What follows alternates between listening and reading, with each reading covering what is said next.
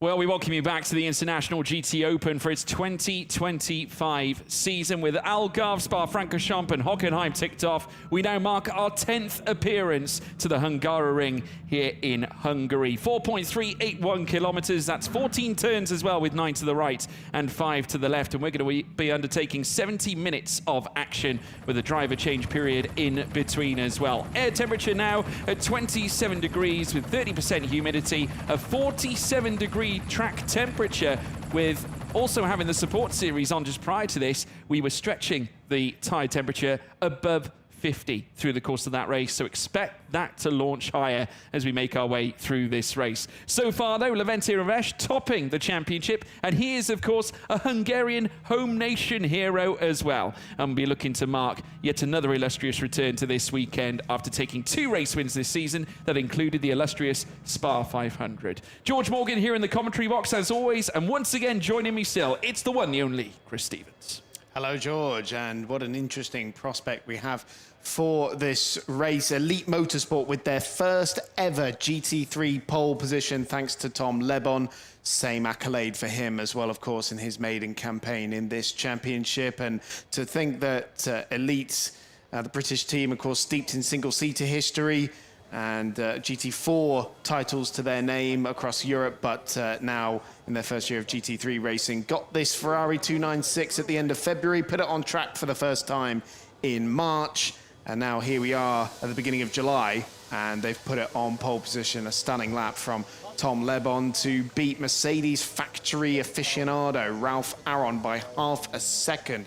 Those top 2 cars are unhandicapped as well, so they are definitely going to be ones to watch. A wildcard entry from Racing Trevor, and it's the first appearance in GT Open for the BMW M4 GT3 Evo. Max Hesse qualified that car this morning, did his 2 laps, and then took an early shower, but still managed to put it on Pro-Am pole. Yannick Mettler a little bit aggrieved after qualifying. His best lap was spoiled after he came across Mikey Porter in the Optimum McLaren. He thinks he could have been on the front row otherwise. Mikey Porter, who did qualify 3rd, but has a 3-place grid penalty, so he starts down in 6th position. And there is the car that has finished 2nd in 4 of the 5 races so far this year. Yeah, very consistent as always. Thumbs up from Christopher Haase as well, just giving some final words of wisdom to Simon Riker, his teammate and colleague. As we now pan across to the car of Mikey Porter that was involved in that fracas with Yannick Mettler, that of course led to the penalty heading his way.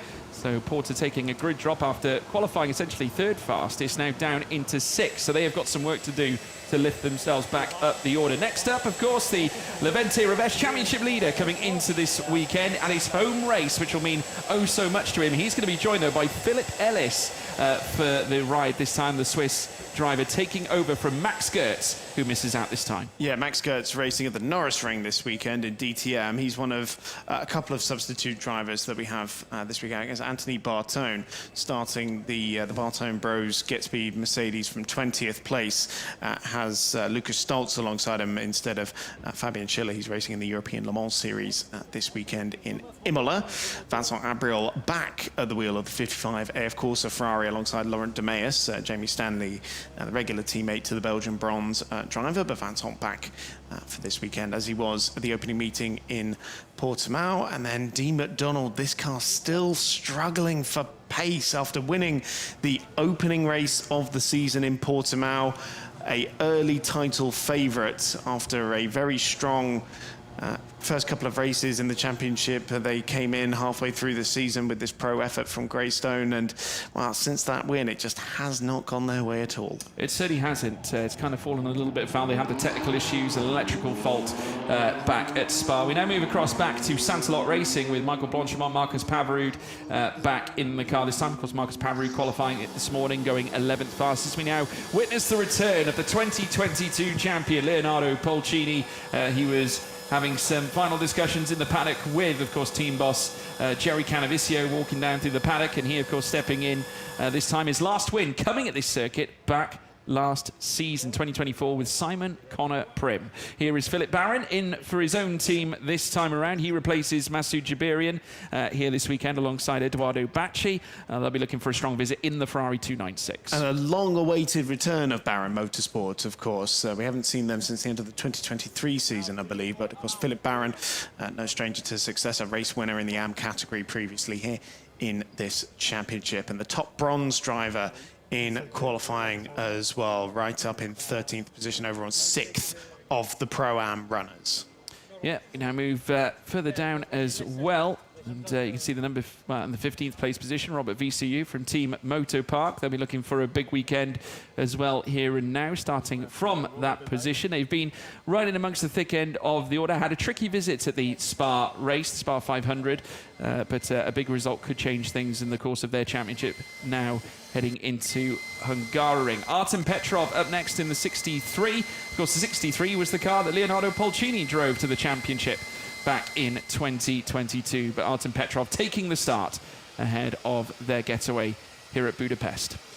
Championship leaders in Pro-Am, Valentin Pierberg starting 8th in class, with a few of his rivals further up the road and a couple of pro cars between himself and the likes of Steve Janser, second in the championship going into this weekend. 2 wins to the name of the number 6 crew, just the one for Pierberg and Dominic Baumann, his pro driver, but 3 subsequent second place finishes as well. That's what's put them in the lead of the championship over there as well. And it's worth mentioning in the AM category as well, Mark Sampson, championship leader in that category, also on pole position in that class, in 22nd place overall for the Garage 59 crew. Yeah. As we now take a phenomenally picturesque drone shot as we make our way down the grid here at Hungaroring. Of course, all the grandstands have been worked on, the renovations in place, and doesn't it look beautiful? We will, of course, pan across to the grandstands, I'm sure, in due time as we make our way through this broadcast. Important to note as well, in terms of prior form, Oregon Team Lamborghini, we alluded to this in qualifying with one of the most enviable records at this circuit, winning at least one of the races in every single season over the last 4 campaigns, anyway, to say the least. Well, over the last 3, I should say. It was 2022.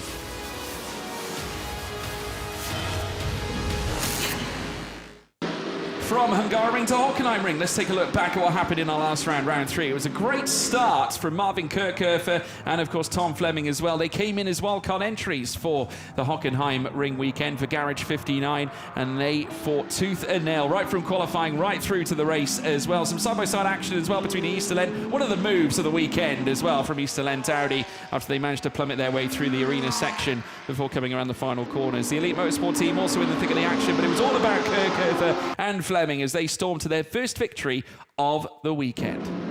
It was the first of a double-parter and far different conditions as opposed to the ones the day before. We had rainfall coming through to the start of the second race of the weekend. We had a bit of a huge smash, you could say. Really unfortunate one for Hash, who eventually found his way into the barrier, colliding with Marcelo Ramirez on the run down towards the heavy braking zone out of the Parabolica.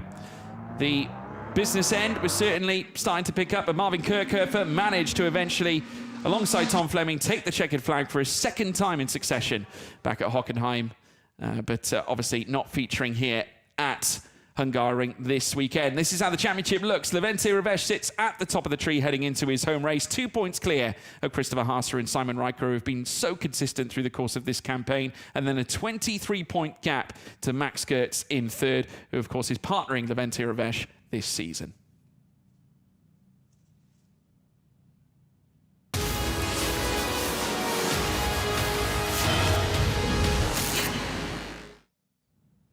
So now as we await to take the start, we get a little bit of a taster of that grandstand. But first and foremost, the starting grid. Starting from pole position, Tom Leben will be starting up at the front for Elite Motorsport Ferrari 296 GT3, Rolf Aaron alongside him. Max Hesse, a BMW on the grid for this race with Yannick Mettler alongside him in fourth. Third row, it's Simon Riker and Michael Porter, of course, takes that grid drop after the infraction in qualifying. Levente Revesh, hometown hero, championship leader, starts 7th alongside the pole, Carol Bash. Next up, Vincent Abril in 9th. We next have Dean McDonald looking for a turnaround in Greystone GT's fortunes this weekend. Marcus Pavrud in 11th alongside former champion from 2022, Leonardo Bolcini. Philip Barron for his own team in 13th, and Steve Yan starting in 14th as well. Down in 15th and on the 8th row of the grid is Robert Viso-Yu alongside Oregon's Artem Petrov starting in 16th place, with Valentin Pierberg in 17th, and on row 9 with Carl Bennett qualifying 18th. Libor Milota from ISR Audi, who took a really phenomenal victory last time at Hockenheim Ring. They stand alongside Anthony Bartone on the 10th row of the grid, with Heiko Neumann in 21st and Mark Sansom, who's been leading the AM class so far this season, 22nd place. With Louis Michael Dorbecker down in 23rd, he meets Christian Malcharek in his first appearance in their Audi R8 LMS this weekend. Hash for Porsche 911 car collection in 25th, looking to recover after the crash that he sustained. Johannes Zelger is with him for company in 26th place. Gino Forgione in 27th, met with Alfredo Hernandez in 28th. And at the back of the grid, it's Stanislav Jedlinski in the Olymp Racing Ferrari 296 GT3. But now all the cars getting set, ready to get this race underway. Once again, a rolling start to be undertaken. Obviously, it's going to be quite the duel. The Ferrari 296 always been proven to be strong in a straight line here, Chris. Obviously, Ralph Aaron is going to give him a good go coming in towards turn 1, but it'd be interesting to see how Tom Leben gets off at the start.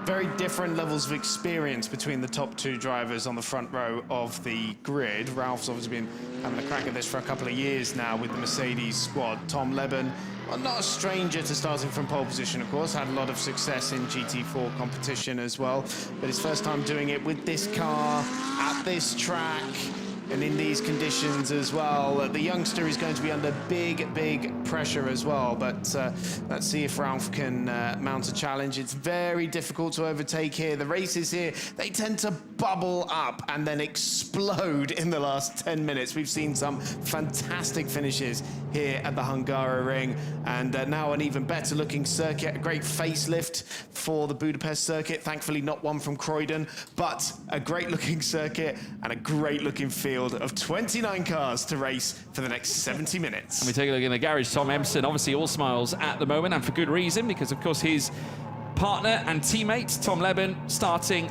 on pole position on the front row of the grid. I'm sure Chloe Grant will be watching on as well, wishing Tom support. Tom Leben, that is, of course, because there is two Toms in that car. Rolf Aaron will be alongside him, though, giving him plenty to think about on the run down through towards turn 1.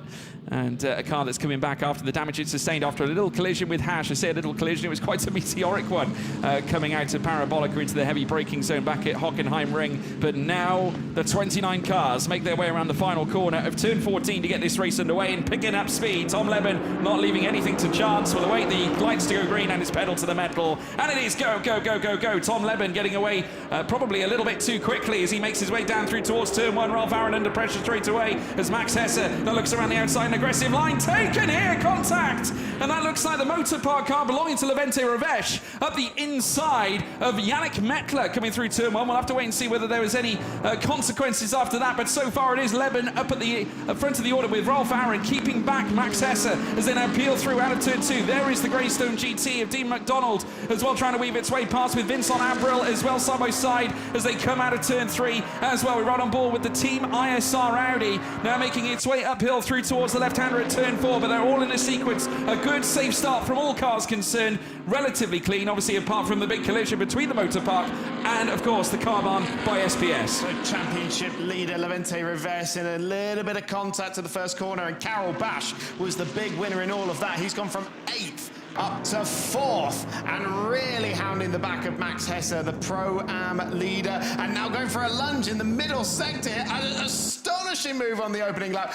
Caught Max Hesse absolutely napping there. The BMW Works driver yielding that 3rd place spot and the Pro-Am lead. Marvellous first lap here from Carol Bash to move up to 3rd position, and now he's only got the 2 pro cars in front of him of Ralph Aaron and Tom Leben. But Oregon Lamborghini going for a big dive on the inside there. That's Polcini's gone too wide though. He put 2 wheels into the gravel as well. But about that start, George, I'm not sure if Tom Leben might have jumped the start. Followed the correct procedure, really. Yeah, I think he might have jumped a little bit too early. We'll wait and see whether race control have anything to say about it. There's a couple of things they do need to look at. Unfortunately for Yannick Mettler, that start after the collision with Levente Ravesh planting him now all the way down in 10th place So really a hapless getaway for the SBS, Carbon SBS that is, of course, heading down in towards turn 1. Mettler now in front of Polcini after Polcini's mistake coming into the final sector. Vincent Abrilo looking very racy on the back of Levente Ravesh as Dean McDonald goes ultra defensive against the 92 of Phil Barron, who's already at the inside of Leonardo Polcini as they come out of turn 1 and turn 2, and now very shortly in towards turn 3. But Leben,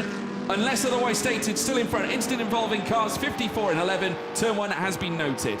So I wonder if Ravesh will face a penalty for that. It was his lunge on the inside. They both went off the circuit as a consequence as well. And it was, I must say, it was good heads-up driving from Simon Riker as well. He managed to recover a spot there. He sits there in 5th position in a car that's 2nd in the championship, has finished 2nd in 4 of the 5 races so far, including the last 3 in a row as well. But Tom Lebon doing a good job out there at the moment, leading by just under a second to Ralph Aron, Carol Bash and Max Hesse, then Riker, Reves and Vincent Abril. Mikey Porter there in 8th position. He's lost a couple of places after that grid penalty as well. And Yannick Mettler and Polcini inside the top 10. Dean McDonald trying to get his Greystone McLaren up inside the top 10 as well. And then Phil Barron continues to lead the bronze drivers in the Pro-Am field.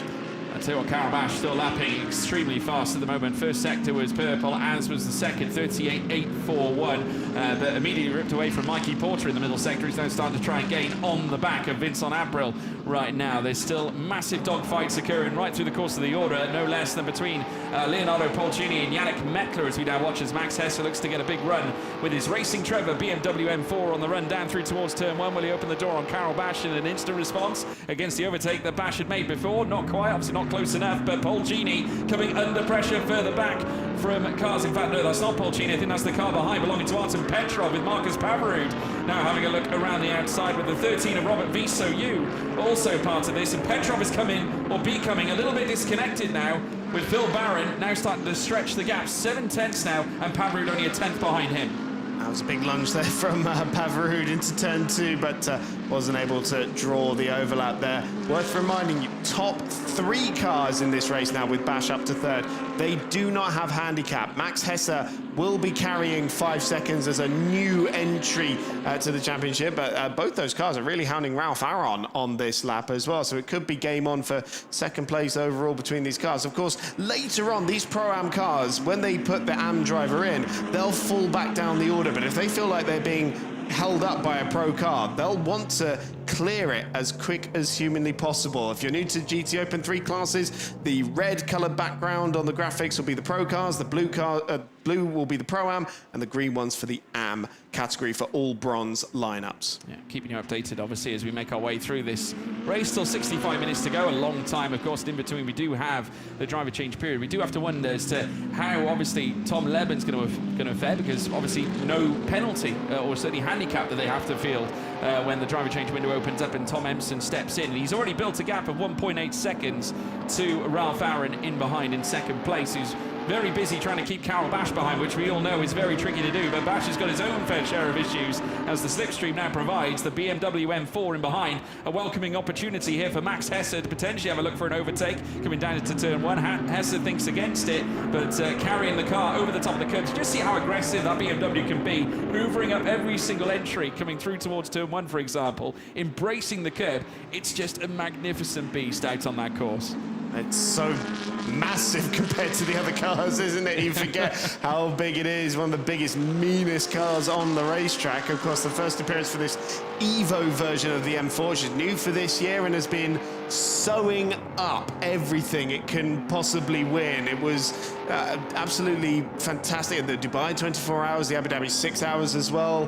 And then BMW with the previous car went and won the Bathurst 12-hour as well. Of course, Max Hesse won 6 hours of the Glen with Dan Harper a couple of weeks ago, his main program over there in the IMSA WeatherTech Sports Car Championship, but also racing with his bronze driver Antal Zigo in the Central and Eastern European Championships, making a wildcard appearance here in the GT Open this weekend in Budapest. And it's still absolutely nose to tail between the Pro-Am leaders. Carol Bash making that move for the lead on the first lap, but Hesse is still all over him. It's quite a game of cat and mouse here, really, between these two, and obviously the Audi R8 proving that it's just that much more nimble, perhaps, in the corners. This is the start. Now, we did quiz whether Tom Leben perhaps got away a little bit too quick for our liking. Coming down in towards turn one. There was the contact between Rivest and Yannick Mettler. That caused Mettler to now drop down the order. I think he lost quite a few places. He rejoined the track, though, fairly comfortably. This is a look from another angle, and my goodness me, just look at Simon Riker managing to pick his spot right at the inside of Levente Rivest, managing to avoid all the chaos. But Mettler will feel somewhat aggrieved, not only because his best lap got ruined in qualifying, he feels like he should have been on the front row, and then this happens at the start of the race as well. We're going to get a good view of it here from Riker's POV. There's going to be a Mercedes flying up the inside. Whoa, the contact looked even bigger there, didn't it? And I wouldn't be surprised if Rivest were to face a penalty for that. Nothing's come up on our screen to suggest that Tom Lebon is under investigation, though. Oh, yeah, no further investigation on the start incident between Rivest and Mettler. Yeah. Okay, I would say Rivest has gotten away with that. Yeah, I think he might have. And a little bit of a moment there as well, just heading up through the Polcini, of course, hoovering up some of the grass. As we saw earlier on, he did lose out to Yannick Mettler through that. So that's why Mettler currently sits in 9th and Polcini down in 10th. So Mettler was at least gifted something in return after the chaos at the very start of the race for him. But we're on board here with Max Hesse in the Racing Trevor BMW M4, now chasing after Carol Bash right now inside that top 3. And this is a battle that is still continuing. Of course, it was at this portion of the circuit where we saw Carol Bash move his way up the inside of Max Hesse, finding the avenue for the overtake and moving himself up into 3rd and now highest in Pro-Am, as now they come through the right-hander at turn 12 and turn 13 next. And it's not been the best season for Olymp in their 777 camp. I've got previous champions in Pro-Am with Carol Bash and Marcin Jedlinski. But this season just hasn't been going well for them at all, with only one podium finish to their name at the 500-kilometre race at Spa a couple of months ago. And, you know, they've been switching about between cars trying to figure out what's best for them, and, you know, they're back to their sort of known quantity platform.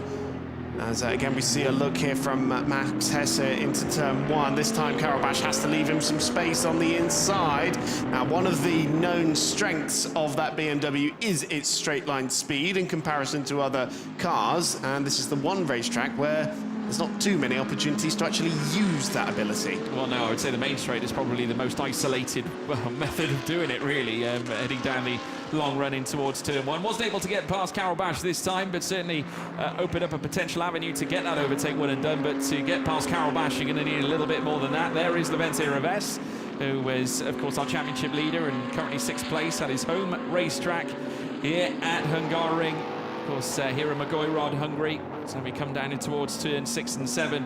Once again, riding on board with Max Hesse, just hoovering up those curbs as he makes his way through the course of the chicane, now through the slaloms of the left and right, where he makes his way through turn 8 and turn 9. Rolf Aaron just in front of the Olymp Racing Audi R8 LMS. So now looks to try and still keep Max Hesse at bay. Doing a great job, Carol Bash, of keeping him in behind, and the sparks flying up as they take on the raised curbs, with the underfloor just tapping and scraping along the top end of those curbs coming through turn 12. There is the elite of Tom Lebens, built out a gap now of 2.5 seconds, so still consolidating the lead. But with all the fighting that's going on between Carol Bash and Max Hesse, it's opening, it's giving an olive branch, a leaf of opportunity here for Simon Riker to close the gap now. So what was a 2-car scrap over P3 is now becoming a 3-car scrap.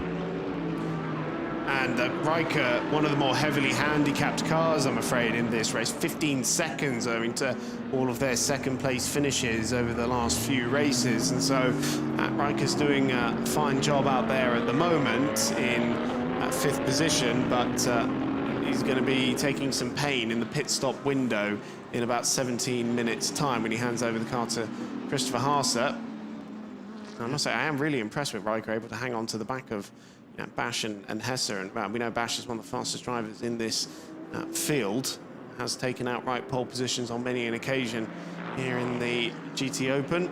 Still coming under big pressure here from Max Hesse, but he knows that if he doesn't make a mistake, he can keep that Audi in front of the BMW, and Ralph Aaron's starting to drop them a little bit now. It was fastest lap of the race a few laps ago. That accolade has now gone to Tom Lebon, who's now 2.5 seconds to the good over Ralph Aaron, but in turn, the Estonian has pulled 1.3 over Carol Bash. Yeah, so I mean, protecting his place at the moment. So the two cars that are not facing handicaps when the pit stops come into play are now certainly comfortable. Yellow flag at turn 4. So we've got the 31 of Hash, who has taken a little bit of a turn for the worse. He's now being moved up upon now by the 77 of Alfredo Hernandez. We'll take a look now as to what occurred, and the rear end stepping out. And I tell you what, almost requisite. I had visions of Hockenheim all over again. Well, he had an incident in Hockenheim, obviously we saw, and then was there one at Spa as well? He had a second one earlier in the season, didn't he? But I saw him today on the way to the commentary box, and he said, "Do you know what, today I just don't want to crash." And well, Don't blame him. At least the car stayed out of the barriers on this one. A fairly harmless spin. We know Hash, he can turn it on when he absolutely needs to. He's a marked improvement on when he first arrived in the International GT Open last year in his first season of racing, really, and one of these very rapid bronze drivers now he's quickly turning into with Alex Fontana. Both the car collection drivers this weekend a bit battered and bruised.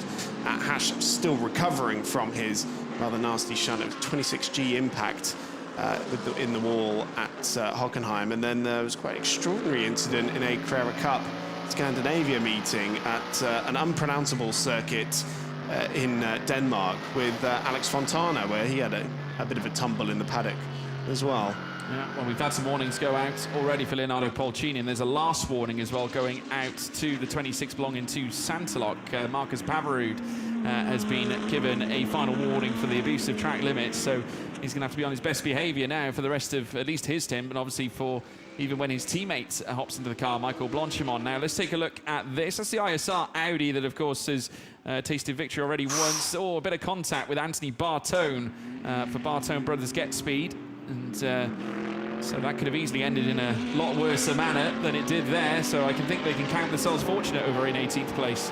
Carol Bash just dipped his left rear wheel into that new gravel trap on the exit of turn 12 and had a bit of a slide on the exit, not quite as cool as the one he had in qualifying coming out of this corner, and certainly not enough to give Max quite a save. It was a great save. Of course, rear-wheel drive in the GT3 car as opposed to the road car, which is four-wheel drive. I should say was actually. It's not in production anymore. Neither is the race car, of course, with Audi putting all their focus towards Formula One.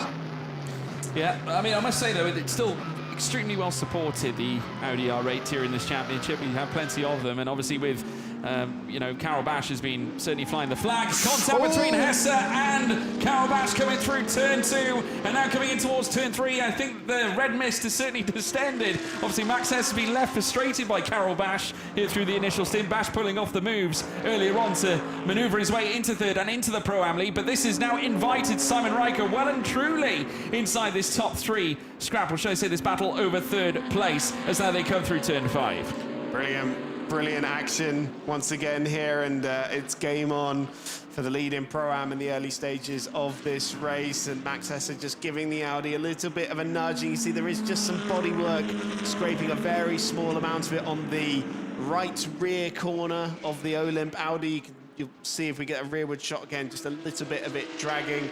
Shouldn't cause too many problems there for Carol Bash, but yeah, he's certainly going to be thinking about that next time he heads through turn 2. So we make our way back up to the part of the circuit where Carol Bash had a minor skirmish on the previous lap.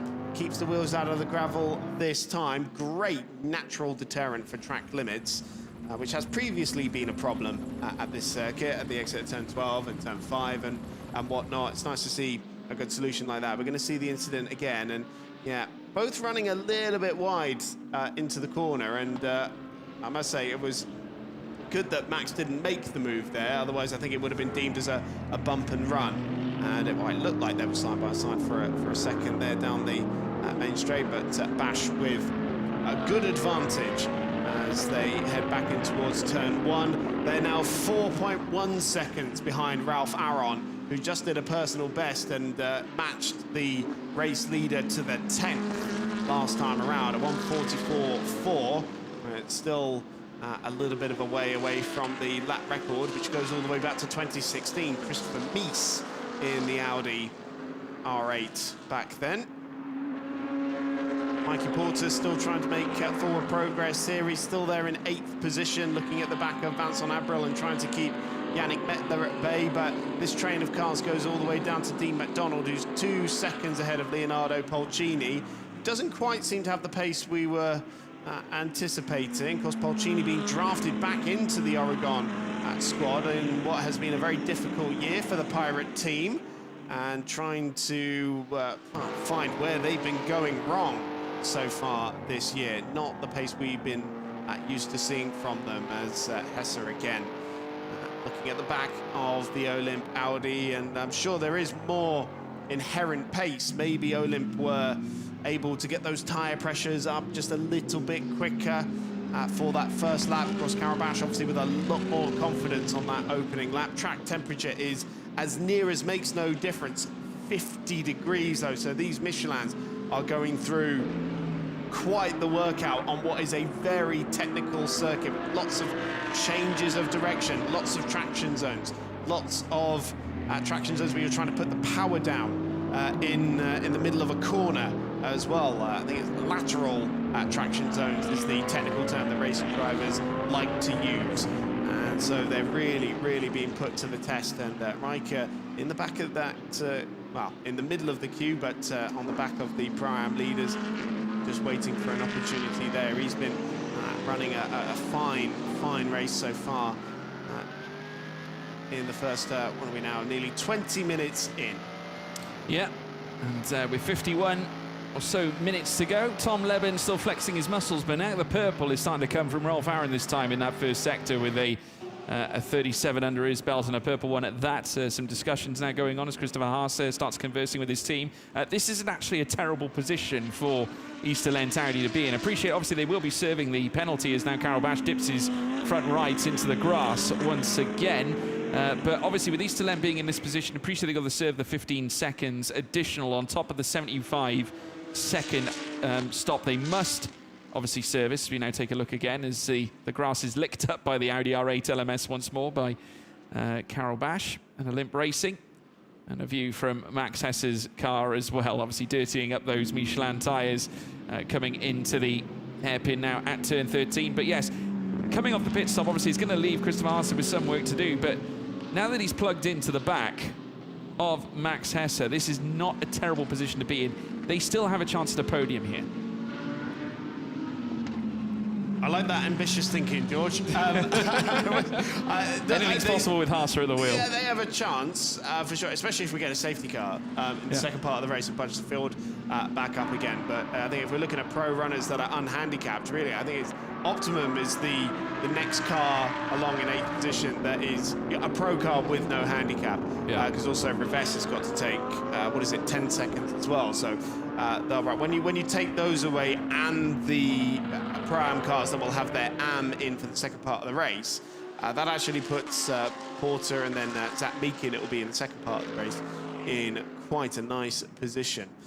But of course they'll have to make their way through the AM traffic, and we've seen it at this track. It's easier said than done. I mean, hell, last year we nearly had a Pro-Am car damn near win the race. Yeah. Because it was Alessio Dono, wasn't he? Done such a mega job in the first part of the race as well. That car was definitely in contention for a podium before it was we seem to have punted off the road. We seem to have a bit of a record with new drivers stepping in. The likes of Tom Fleming, Marvin Kirchhofer going back-to-back with wins. Alessio Dono coming in out of the blue, also ushering in a win of his own as well. It does seem to be a bit of a trend. Last warning being dished out to the 51 of Carl Bennett as well for track limits as he looks to make his way around in 18th place. But it is going to be one hellacious run for this second stint, that's for sure. So I just talked about how there's all these natural deterrents around the circuit, and yet we still have track limits. That'll mainly be at the turn 6 and 7 chicane. Yeah. That is the hot spot for track limits of drivers. It's a pinch point. Cutting over the curbing rather than extending on the exit. Yeah, very much a pinch point, and obviously many of the drivers perhaps taking it a little straighter than they should do. Really, they're just looking to attack it aggressively. So we just did see a hand raise there inside the cockpit for a not sure what that's moment. I'm not sure what that was about either. It didn't look like there was any concern, unless it was something maybe he was just referencing on the team radio or something like that. We'll wait and see. But to now watch the cars make their way down through towards turn 1. We have got the Santalok chasing after a Oregon team, but we now move back up to the battle over P3 with the Racing Trevor BMW of Max Hess is still trying to gather on the back of Carol Bash. But not only has this invited Riker into the fold now, we've also got Levente Reves on the tail of this bunch, also to serve that 10-second handicap. So that's 5 seconds more than what Simon Riker will have to deal with later on. But Vincent Abril also on the tail of this. There could be a monumental result on hand here for the AF Corsa team, with, of course, Laurent de Meijers taking the second half of the stint as well. So they're in a decent position here, looking ahead to the second half of the race, and then Yannick Mettler looking to bring himself back into the fight. But remember, they have to serve 5 seconds. The top bronze drivers in the Pro-Am field are actually doing a pretty stellar job out there at the moment, with Philip Barron on the back of Polcini, and only 16 seconds off the race leader. So I'd say that is a very well-placed car that, according to my sheet, didn't have handicap on it either. So I can agree on that. Yeah, so they're looking pretty good, I would say, at the moment for their return to the championship. We've got Marcus Pafarud in that train of cars as well. Further down, Mark Sampson, Garage 59, continues to lead in the AM category. 34 seconds off the race lead, only 1.4 behind Valentin Pierberg, who's in 9th in the Pro-Am category, of course, another bronze driver. We've got Gino Forchioni, whose wrists and hands have hopefully recovered since racing at Le Mans a few weeks ago. What is the advantage? He has 35 seconds versus 51, so about 16 seconds Mark Sampson has over the next AM category car, and then Alfredo Hernandez running third in that category at the moment for BDR Grupo Prom.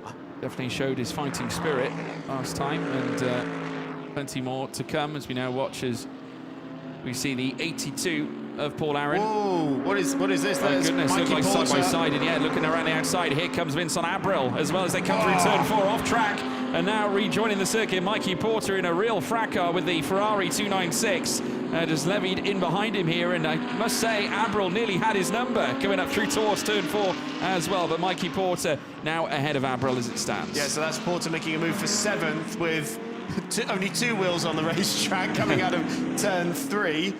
Looked like, what was it, the 1997 Grand Prix? Was it the arrows that went all the way off the racetrack there back then? I seem to remember Damon Hill having a retirement there, actually, when he was leading back in 97 in the I think arrows. that might have been it. And then the car failed and he wasn't able to go any further. It was a real shame, actually. I have to say, I was watching that race. I remember being only 5 at the time, but I still watched it. I haven't got to that bit in the new Damon Hill documentary yet, so no spoilers. I won't spoil it for you. I won't spoil it for you. I was very upset that day, I have to say. But, that's incredible stuff from Mikey Porter. Obviously got the bit between his teeth. Oh, we're going to see it again. So they're coming up on the Stanislav Jedlinski Olymp Ferrari. Abril got a bit crossed up in all that, and then Porter with 2 wheels on the grass, and then stuffs it up the inside at turn 4 as well. So you had a situation there. You were talking about Damon Hill at Hungaroring. That was almost some Schumacher hacking and stuff at Spa, coming up through towards turn 4 there. Both cars were off the racetrack on the exit 4, so I think Porter might get away with that, but I'm sure Abril is going to be on the radio saying he pushed me off the set. Yeah, I think. Yeah, well, we'll see what the stewards have to say about it. Warning flags have been put out to cars number 4 of Mikey Porter and the 33. Gee, I wonder why. Dean McDonald. Yeah, well, it does make you wonder. The 33, unfortunately, also getting warned for the track limits as well. So, not the same McLaren, of course, as Mikey Porter. That being the other one, the Greystone GT, that's currently sat down in 10th place and has a little bit of work to do. Simon Riker now being moved up upon by our championship leader, Levente Reves, who will be handing over to Philip Ellis for the second half of the race. He now peels through the middle sector now, and very soon into the latter sector. There's Tom Leben. The gap now has come down. Rolf Aaron has really put in, or done a great number to Tom Leben so far. It nearly stretched out to 3 seconds. It's come back in now to 2.2. Tom Leben, though, registering a personal best on this lap in the first sector. The middle sector did not correspond, but Ralph Aaron doing his damnedest to try and rein the delta in against the Ferrari 296. Yeah, last time they matched each other to the 10th. Pace has been so close between them. On this lap, the pace is in favour of Tom Lebon so far. Wait for them to cross the timing line. So, yeah, it's still around 2.1, 2.2 seconds-ish between Lebon and Aaron. I mean, what what an occasion this would be for Elite if they were able to do this. And it's worth mentioning as well, Ralph Aron's teammate Marcelo Ramirez, far less experienced in terms of, I'd say, circuit racing in general. He came out of NASCAR Mexico, and this is his first year of GT racing. And I think Elite will be in a very good position in the second half of this race. Yeah, well, this is again Stanislav Jedlinski running outside with the Bartone car. Of course, Anthony Bartone behind the wheel of the Bartone brothers by Get Speed. And obviously, we mentioned the incident involving cars 4 and 55. That has been noted as well. So that's the turn 4 moment that we witnessed as Hash makes his way around the final corner. Of course, remember, he was involved in a spin coming out the top of the hill at turn 4, as we now watch as the 63 of Artem Petrov with Marcus Pavrud still for company. Pavrud is not giving him any respite, and neither has Robert Visoyu by extension, and he's dragging also Steve Jans along for the ride. And I must say, Steve Jans doing a great job behind the wheel of his car at this stage, and obviously still plenty of time to go with the driver change window. Incidentally, though, I should say, I'll shut my mouth, driver change window opening up in approximately 15 seconds now as they peel through the middle to late sectors. And again, Pavrud really pushing Artem Petrov around this Hungaroring circuit. Clearly feels he's got a lot more pace than the Lamborghini, and Pavrud will be extending this stint, I'd have thought, but driver change window is now officially open. 42 minutes left in the race. Where are our race leaders?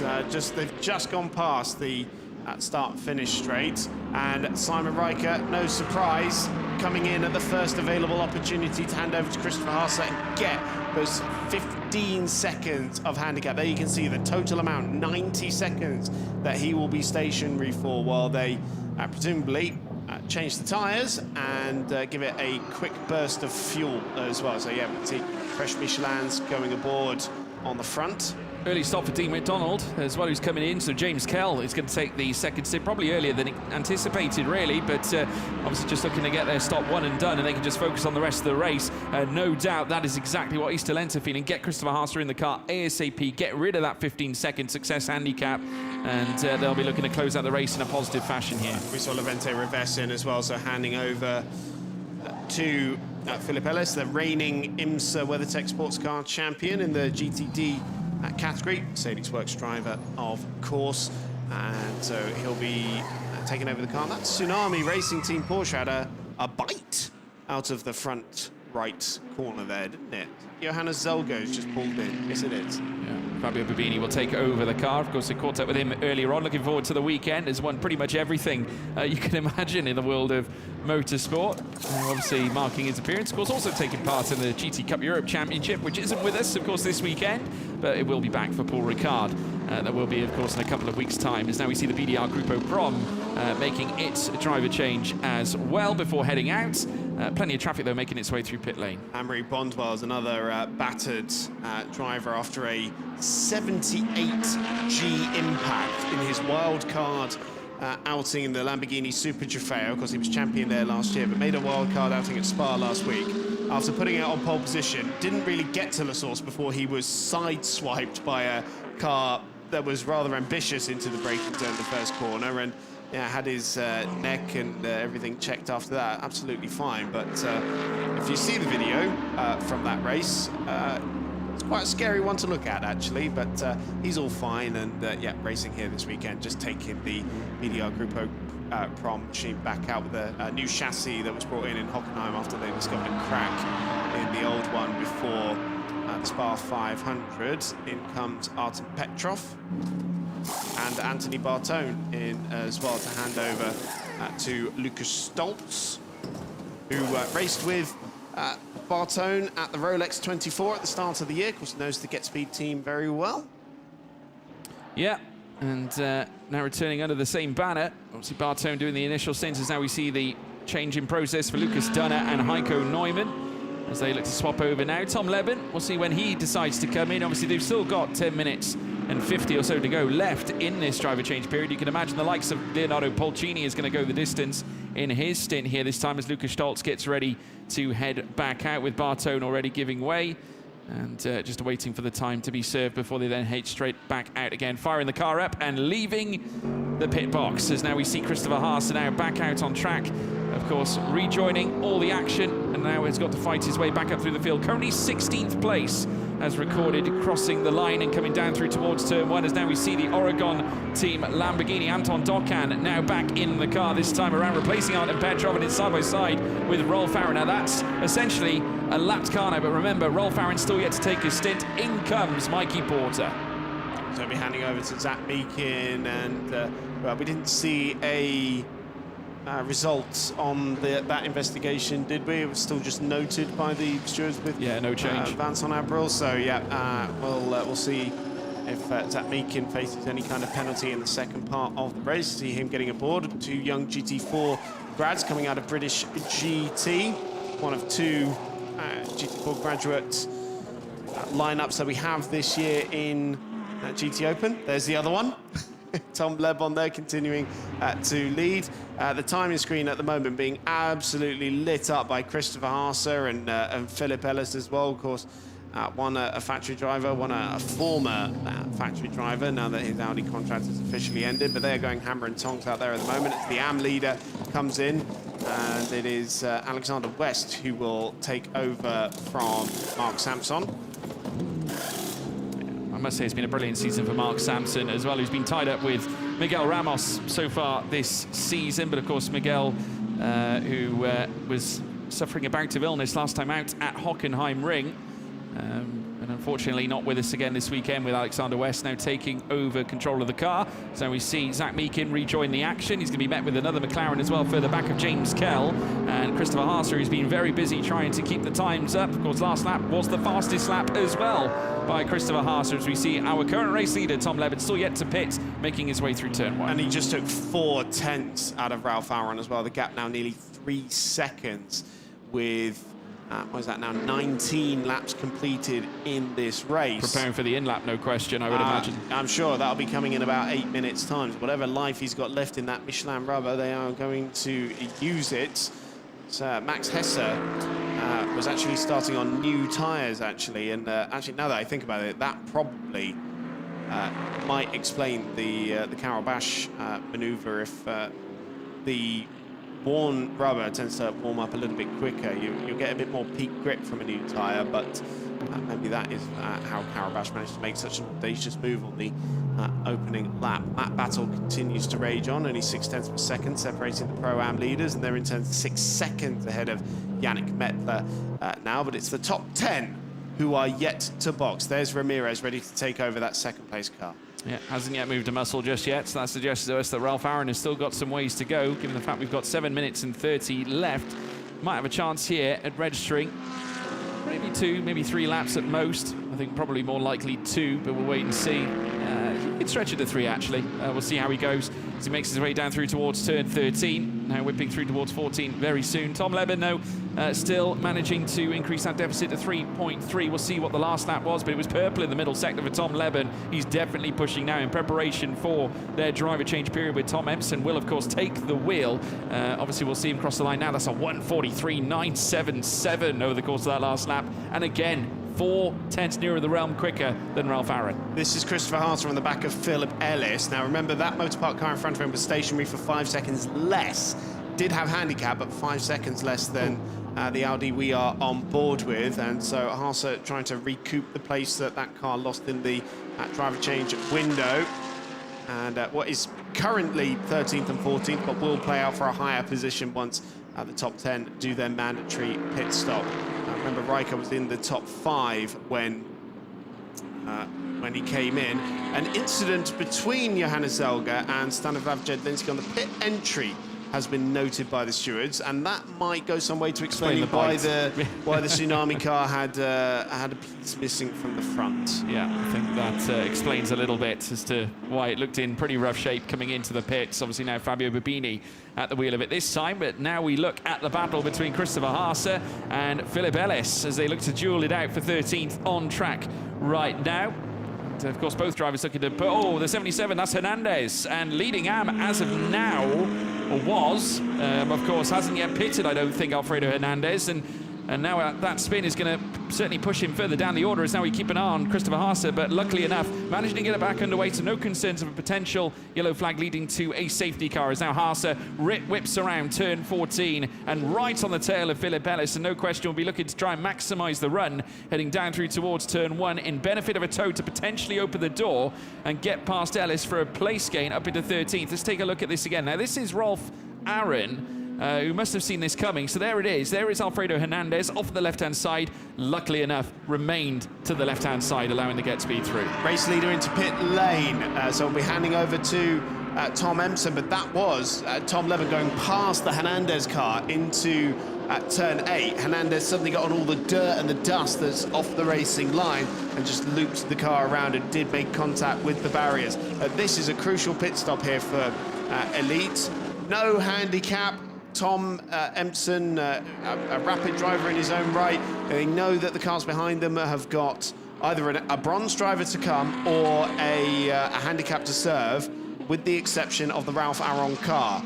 Now, 4 minutes left on the driver change window. If Ralph Aron's got any pace, he is going to be using it now to see if by the time Ramirez gets out of pit lane, it might come out ahead of the Elite car. Look at Haase all over the curbing and very nearly making contact with the Motorpark car. I seem to remember these two cars making contact a year ago at this part of the racetrack as well, back when they were both fighting for the championship. But Ellis's car is moving around so much underneath him in this middle sector out there. Seems to be struggling for some grip. Oh, ducking, diving, weaving and watching which way are you going.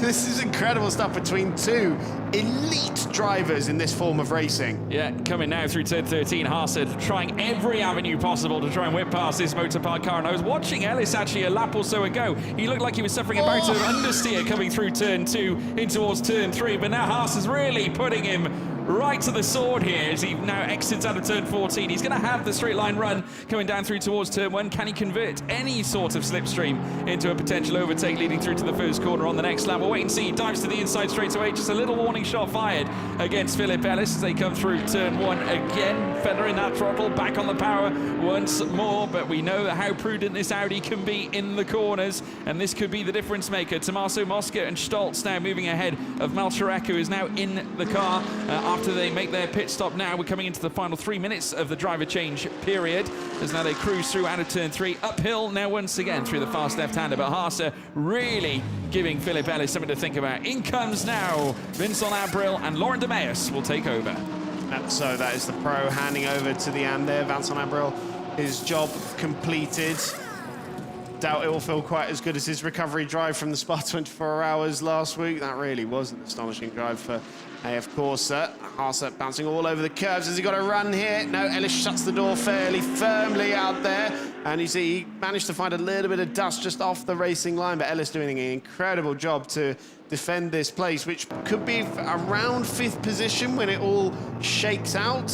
And Haase with I've got so much pace and I cannot use it because I've got this Mercedes just parked right in front of me. And it does seem like the Mercedes has got the advantage in a straight line as well, which is just making life difficult even harder for Haase as he looks for a way around. He's going to have to get inventive if he wants to get around Philip Ellis. I mean, Ellis has just put the car in all the right places really at the moment, true. and that's really what's kept Haase behind. I mean, an astonishing effort because it really stops Haase getting any momentum on corner exits, and it really does put a stopper in his attempts. We've now got Dokan making his way. That's the 51, I think, of Tommaso Mosca, if I'm not mistaken. Yeah. Of course, has been right in the heat of the action in 15th place. Laurent de Meus now leaving the pit shortly. In comes Ralph Aaron. Marcello Ramirez will now be hopping in. So now we'll see how good a stop that Elite Motorsport Ferrari had to see whether it maintains this race lead after this stop has been done. Tom Empson did manage to come out in some clear air, so he was able to get up to speed at his own rate, but of course Aaron was continuing to pound around at his pace. So they'll be hoping that these extra, was it a lap or 2, will have put this car ahead. But Ramirez is going to have a big job on his hands now. Antoine Dokan, of course, will be running with a little bit of damage to his front right after that incident. Carol Bash in as well as Max Hesse, so top 2 in Pro-Am altogether. Dexter Muller taking over the car barn by SPS Mercedes. Robin Brogalsi getting aboard the number 19 Oregon Lamborghini that was started by Leonardo Polcini, and Marcus Pavarud also handing over to Michael Blanchimont. Those are those final 6 cars yet to do their stop. They're in now because the driver change window will end in about 30 seconds time. So they had to come in on that lap. Yep, Sansalot making the change now as Michael Blanchimont comes in to replace Marcus Pavarou now. And this is the Elite Motorsport Ferrari, of course, that led the early stint and will maintain that lead advantage ahead of Marcelo Ramirez in terms of a net position as of now. And Tom Emson has taken the lead out on track now with everyone else coming in to serve their final driver changes now. So that's it as far as this grid's concerned. 11 seconds to go left under the driver change period, back again on the tail of Philip Ellis. We're still watching this battle unfold between Christopher Haase and Ellis on the run down towards turn 1. And James Kell has come out in 3rd position. Goodness me, yeah. That is an astonishing performance if you from remember, outside the top 10. They boxed early. Yeah. The same, and I was surprised because I thought Dean McDonald was going to do a majority of that first stint, but something's changed. Oh, no, it's just updated, Joy. I don't know if there's a Dickey transponder on the Optimum car. It could be. Because Zach Meekins, so Zach Meekins, it's just updated. Okay, right. Yeah. It's just updated again. Calm down, everyone. What I'm going to do, is I'm going to wait a minute and then we'll give you the order again. I was astonished there for a second. Either way, though, that Greystone car has made significant progress since the driver change has happened. You have to wonder whether they position that pit stop in lieu of getting the clean air and just allowing James Kell to just get a decent run. And obviously that was the difference maker. You can leave Dean McDonald out there all you want, but having Dean McDonald's abilities in a very heavily trafficked portion of track is not going to help you.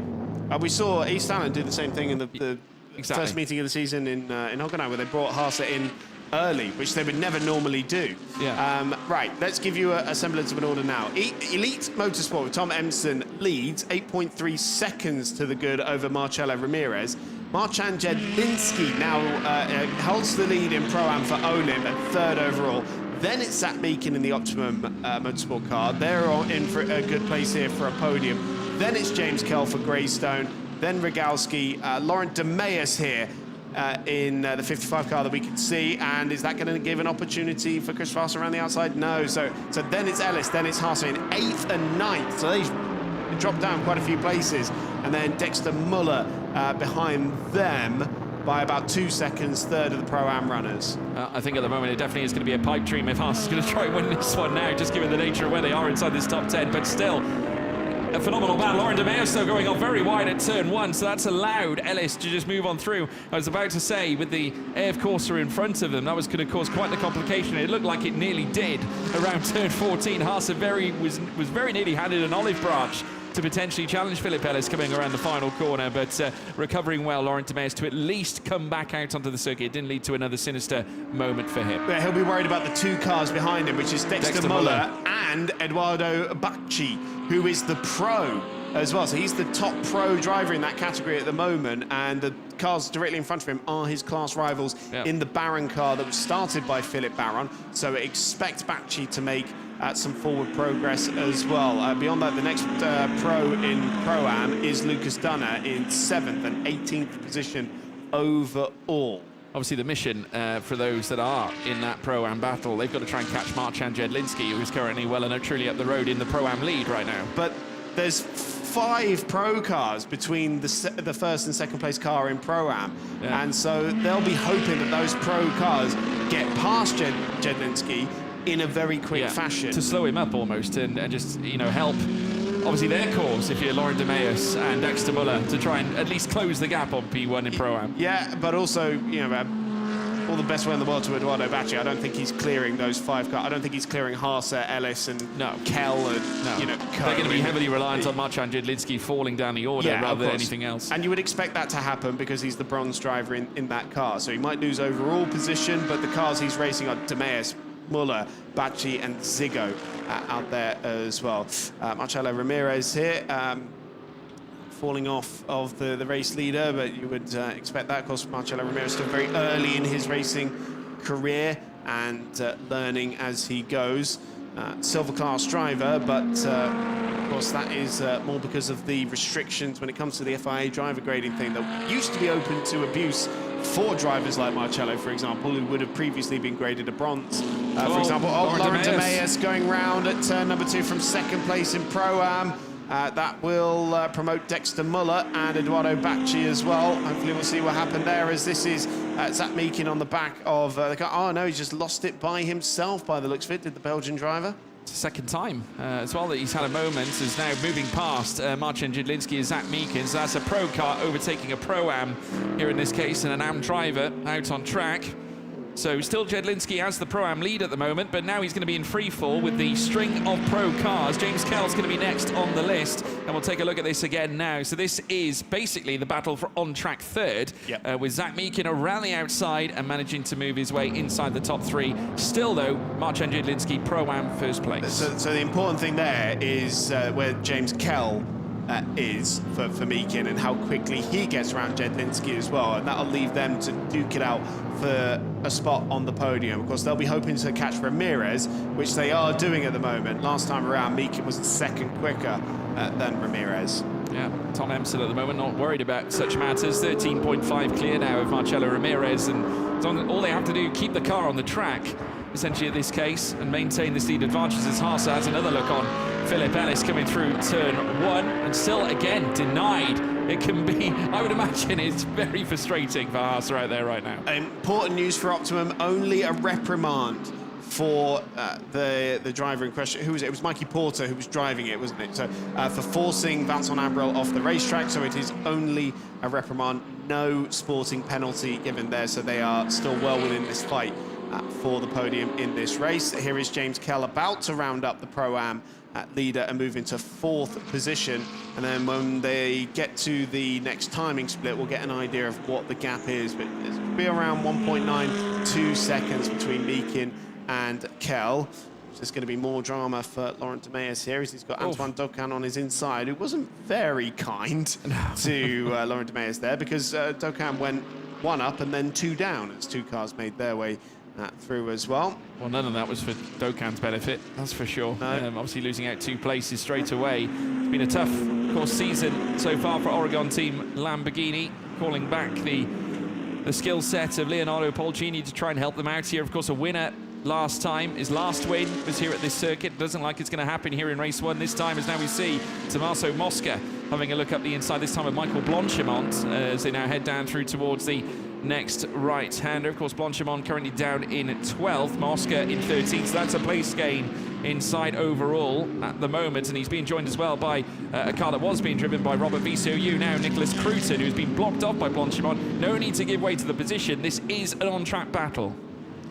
Yeah, and splitting up those two Pro-Am cars as well. So it was Blanchimont and Antal Zigo in the BMW that were fighting for 4th and 5th in class, but they've now got Mosca and Cruton splitting up that battle, as still Haase is looking at the back at Phil Ellis for 7th and 8th overall in this race. And worth mentioning as well, reminding you, these are the top 2 cars in the championship. Phil Ellis not in the fight because this is his first appearance of the season, but Levente Reves, his teammate, is the championship leader.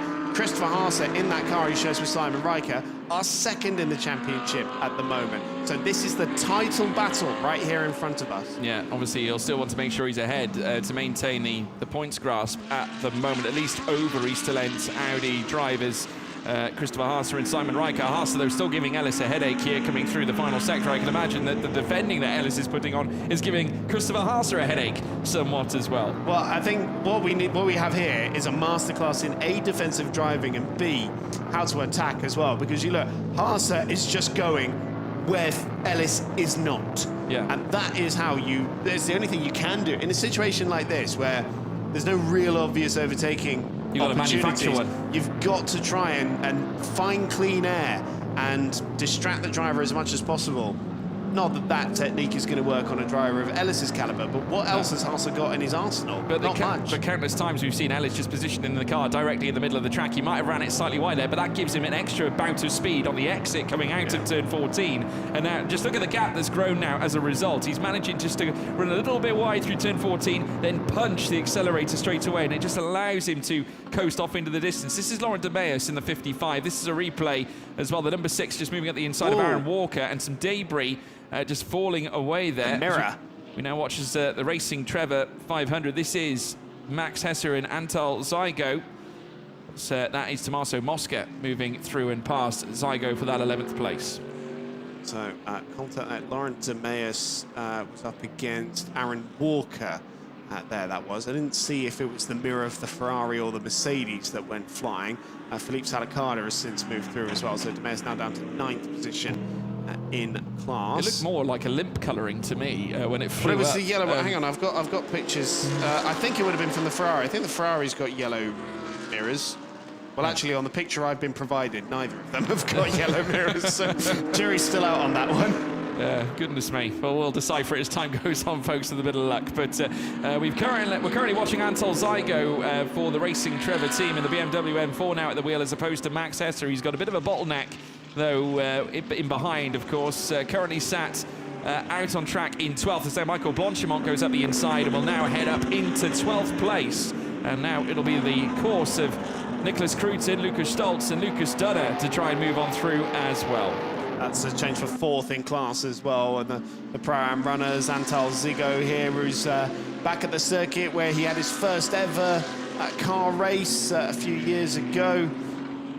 Happy memories here at the Hungaroring. As we mentioned earlier, racing in the Central and Eastern European Championship with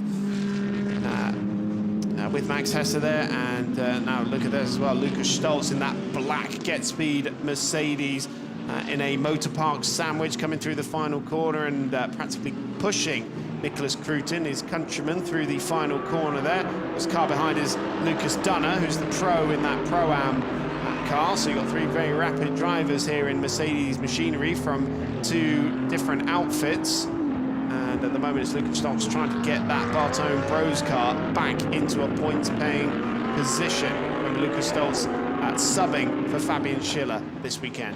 Yep, from down now in towards turn 2, and later in towards turn 3, still nose to tail between the 3 Mercedes at the moment. They cruise downhill, still chasing after the Racing Trevor BMW M4. Right now, of Zygo is in 13th, Kruijten, Stoltz currently fighting over 14th and 15th positions, but obviously need to try and get past this big beast of a BMW. So now come through turn 5 even, before they're making their way down in towards the heavy braking zone and the chicane at turn 6 and 7 as well. 60 minutes and 13 to go. Emson still out in front and has built the gap out to 17.8 at the moment, as the young Brit obviously coming in and stepping in for Tom Leben, who's currently watching on after a meteoric first stint and following suit after a stellar qualifying lap to place them on pole position. This elite pairing have just been learning, hoovering up all kinds of experience through the course of the first 3 rounds. They've arrived here at round 4, and this has been a true exhibition display. Phenomenal. It certainly has. It's worth pointing out that if in 15.5 minutes' time, that car is still up at the front, it will be, of course, the first GT3 win for Elite Motorsport for Tom Leben. Not for Tom Emson, though. He does have, in his prior to this season, he had 1 wildcard outing in the GT Cup Championship, the British one, which does host GT3 cars in it. Snetterton in a 76-run McLaren. He did win one of those races, but certainly this will be on a whole nother level. The car 51 belonging to Tommaso Mosca, 5-second time penalty for leaving the track and gaining a lasting advantage. So that'll be 5 seconds added to the, of course, the Ferrari. So that's an unfortunate one for Tommaso Mosca, and it will, as of now, it does replace him outside of Michael Blanchimont. There's a 6-second gap between those two. There's Timo Rumpfkarl, team boss of Motor Park team, obviously witnessing 2 of his cars currently in a massive scrap further back with Lucas Dunn and Nicholas Kruijten trying to get past Anton Zygo, and they got Lucas Stoltz right in between. I think he got back behind the wheel in the Road to Le Mans. Actually, of course, he's for the most part hung up his gloves and helmets as well, his former teammate now is with Lucas Dunner. Yes, exactly. Yeah, of course, there was AM champion a couple of years ago, dueling as the team boss and driver alongside Adam Osaka from Get Speed as well in the AM category over the last couple of years. But and now both team bosses have hung their gloves up. Yes, exactly, and yeah, just focusing on the team boss role with a plethora of cars for both of them to be running this year, and both with race-winning capabilities in multiple classes here as well. We've got the ISR Audi making contact there with the number 6 Get Speed car of Aaron Walker. So that's Felipe Salicada getting into the side of the Mercedes. The young man from Herefordshire having a rough ride coming in towards turn 14. But we haven't... I mean, Adam Osaka hasn't necessarily written off a return to the seat with Get Speed in the future. Potentially, we could see the return of Kiki Saknana alongside him one day, who has been in this series now for quite a number of years, certainly since I've been commentating back in 2022 onwards from Estoril. And those two have been quite the partnership, as many have over the last few years. Right, so this is still Zigo in 13th position overall, then Cruton, Stoltz, Dunner also in here as well, Dokan, Salicada and Walker as well, all separated by about 0.3 of a second. Dominic Baumann not far off the back of them as well, less than a second in the number 20 SPS run Mercedes. And Antal is causing a bit of a traffic jam, but if I was in a traffic jam like this on the M25 in the morning, I wouldn't mind it so much. They make their way through turn number 5. Salicada there, the aggressor on Antoine Dokan in the Oregon Lamborghini, picking up more and more GT3 experiences, young Dokan. I have to keep reminding myself how young Antoine is. Came into racing in LMP3 competition when he was just 16 years of age. One of the more faster traffic jams, as now it looks like a door has opened up here against Zygo. Is around the outside. Smoothly goes Nicholas Cruton, so he will gain a place, and he might not be the only one either, because in comes now Lucas Stoltz up the inside, and he's also towing along Lucas Dunner for the right. So all of a sudden, the three Mercedes have been waiting certainly very patiently to get past. Dunner just licking up some of the gravel on the inset. We've got some side-by-sides as well further back. There's the ISR Audi around the outside, and the Oregon Team Lamborghini car just pulling its way through and managing to surpass Salicada. So Anton Dokan still wheel-to-wheel here with the ISR Audi, trying to stay ahead at the moment of Salicada, and has managed to do so. And more importantly, has actually stuck a Mercedes-AMG GT3 in between the pair of them. But the BMW lost 2 places in class, and Bauman's going to try and make it a 3rd, braking on the outside. And once they go there, just getting his braking a little bit late, but Baumann goes around the outside, and so that should demote him down to 9th position in class in the Racing Trevor BMW. Welcome to GT Open, Antal.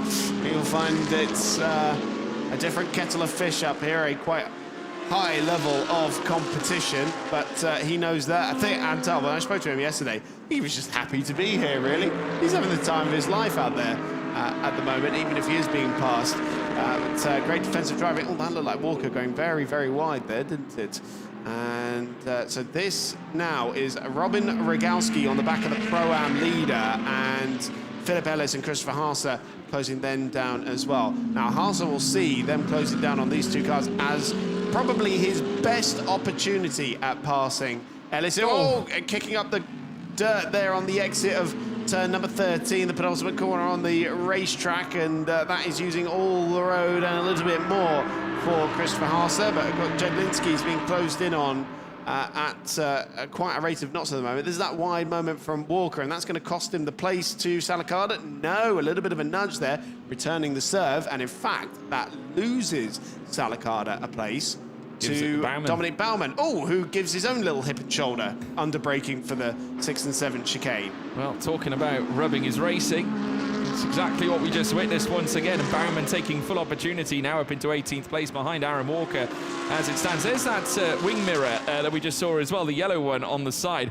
Again, we need to figure out where that's come from, but back again to this fight over P5 at the moment. Marcin Jedlinski, leader of the Pro-Am after Carol Bash's brilliant early stint that has put them in this position. He is now currently marshalling off the charge of one Robin Rogalski in behind, who's trying tooth and nail to try and make his way through, and about to creep up on them now is Philip Ellis, coupled with Christopher Haase. So we have got a monumental scrap. Like you so rightly say, Chris, Haase will see this as a huge opportunity to perhaps manufacture his very own overtake, because he has been frustrated countless times by Philip Ellis so far as they now peel through around the final sector this time around. Heavy braking zone now about to occur as they come down towards turn 12. Here comes Haase again, and look to the inside. Philip Ellis just trying to wear him off. Again, just positioning that car, frustrating Haase at every turn, and that's exactly what's keeping Haase at bay for now. So Jedlinski has 11 seconds over the next Pro-Am car, which is Eduardo Bacci. And he's lapping fairly quickly quick as well. in the Baron Motorsport car.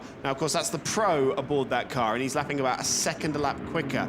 But with those 3 pro cars between himself, so Jedlinski will probably want to keep them behind as long as he can, but also at the same time lose as little time as possible in doing so. Do it on the straight. It's quite the knife edge that Jedlinski is going to have to be riding here if he wants to bring home this Pro-Am win the next 8.5 minutes. But Bacci running very, very strong in there pace-wise at the moment. Just something needs to be done about those 3 cars between them.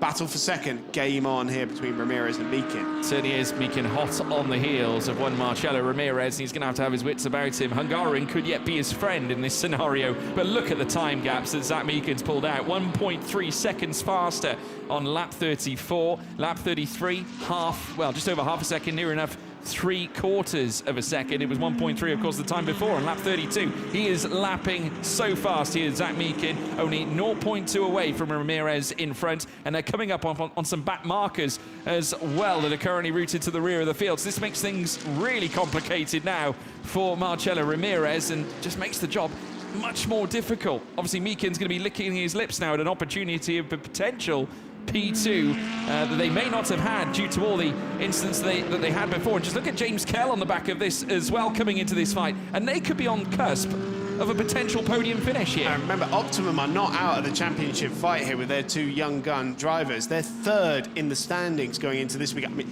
technically Gertz is 3rd, but he's a part-time driver. So in essence, that number 4 white McLaren is the 3rd place car in the championship.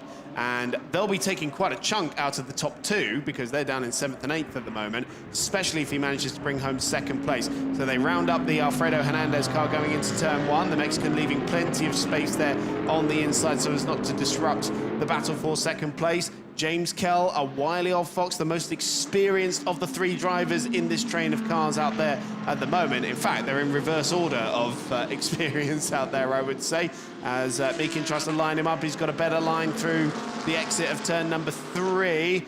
Ramirez going for his first podium, of course, in GT competition, side by side. Meekin's already, that car's already had 2 wheels on the grass. He's gone off the circuit. He cannot make that move stick. They're still side by side through turn number 5, and I think the stewards are going to be looking at that because Meekin, the move was done at turn 5, but he was only alongside it because he was off the road at turn 4. Yeah, a little look there from James Kell as well at the inside. Obviously doesn't want to get left behind either, so we'll wait and see whether the stewards do have something to say about that, folks. But ultimately now it's led to this point where Meekin is now, in terms of what we're seeing on track, 2nd place as we take a look at this replay now. Now, oh my goodness, that's the Pro-Am leader, Marcin Jedlinski, around at turn 13. So that's great news for Eduardo Bacci, who is now into the lead in Pro-Am in 8th position overall. Jedlinski has fallen right down the order. I can't even see him at the moment. He's fallen down to 26th position overall. Goodness so me. That was either just a really long recovery for him, or he had further problems down the road, but a potential maiden win in a long, long time for Olymp Racing in the Pro-Am category has just slipped through their fingers, and now it seems like Baron Motorsport on their return to the championship could be victorious. Dexter Muller still holding 2nd place there for the car barn by SBS crew, but Michael Blanchimont only 3.2 back and lapping a little bit quicker than him at the moment. Still that podium to be decided in the final 5 minutes of this race, and the overall podium to be decided as well. And I will say it's very close for the battle in AM as well. Only 1.2 seconds between Alexander West in the Garage 59 McLaren and Michele Rugolo in the number 21 AF Corsa Ferrari, and the pace in favour of Rugolo as it stands. So the podium battles in all 3 classes to be decided. And of course, Michele Rugolo, a wily old fox, and 2nd in the AM Championship. It's very close between them, 4 points, incidentally, in AM class. So that'll bring the deficit down somewhat if he can, of course, obtain that AM lead. Alexander West, though, still holding all the cards right now. Here comes James Kell at the inside now as they go wheel to wheel here over P3. Ramirez having to cut the chicane and rejoins the circuit. James Kell, though, is still going to give chase. He has been threatening countless times now. Obviously doesn't want to lose tread on Zach Meekin further up, because there is still a chance for Kell. Okay, there may be 4 minutes, but still an opportunity for a greater podium place. Should he pull it together? Let's take a look at the replay. Up the inside, coming in towards turn 6, the finest of margins. Of course, Ramirez then had to cut the chicane in order to stay on the track. So I would say a racing incident there, Chris. Yeah, it was a bit of a lunge from James, wasn't it? But also Marcello did shut the doors. So, oh, he's got the move done. Yeah. He's done it now somewhere in the course of the replay. out of turn 11. Clearly, that's James Kell up into third position now for the Greystone crew. And we're going to see how he did it. It's on the exit of 11. Better momentum for the McLaren. Oh, they rub wheels there a little bit. Well, Ramirez tried to come back at him, but no outbreaking. James Kell into turn 13. And Christopher Haas here. Oh, Haas is ahead of Ellis now. So he's finally got that move done. And now he's on the back of Robin Rogalski for 5th position. Going down in towards turn 1. So I don't think we saw when Haas made the move on Ellis there. But again, crucial battle there. That is the 2nd place car in the championship, now ahead of the championship leading car. Ellis? Right behind him. I do apologise. Sorry, I was thinking I was a mile away. Do apologise, folks. I had a bit of a brain moment. Indeed. Ellis just in behind Christopher Haas. Haas getting the move done and moving up into 6th place, coming up through towards turn 4. So a very, very good move. Obviously, in terms of gaining yet more points, now really aggressively hunting after Robin Rogalski. And this is P5 out on track now. That's unfolding right in front of us. Again, another look to the inside, this time from Haas as he comes in towards turn 6 and 7. And a better exit as well as he now makes his way in towards turn 8. Will launch the car on the inside here past the Oregon team. Lamborghini, and Haas now on the rise. And certainly is. He's now up in a P5 now. Rogalski now waiting in the midst. And now Philip Ellis keen to get the move done. This time on the Oregon team Lamborghini coming through the final sector now into the dirt. Goes the Lamborghini this time. That's going to open up a door. Goes ultra aggressive to the inside. And Philip Ellis around the outside coming through towards turn 12. The heavy braking zone here on the course leading through towards 13. He'll have the inside line now, leading through towards the final corner at 14, and Ellis into 6th place. That's stunning around the outside of turn 12 there from Phil Ellis. This is a cracking move here from Christopher Haas. Didn't really give Rogalski much option at all, but to leave him space on the inside at turn number 8.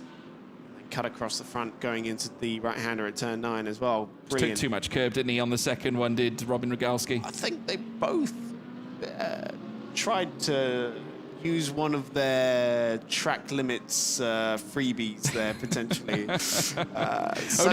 Only noticing it from Haas's POV, of course, but we just witnessed this as well. Brilliant from Philip Ellis to move up the inside as he did as well. Incident involving car. Oh, Stewart's decision. Number 4, 5-second time penalty to be added to the race time.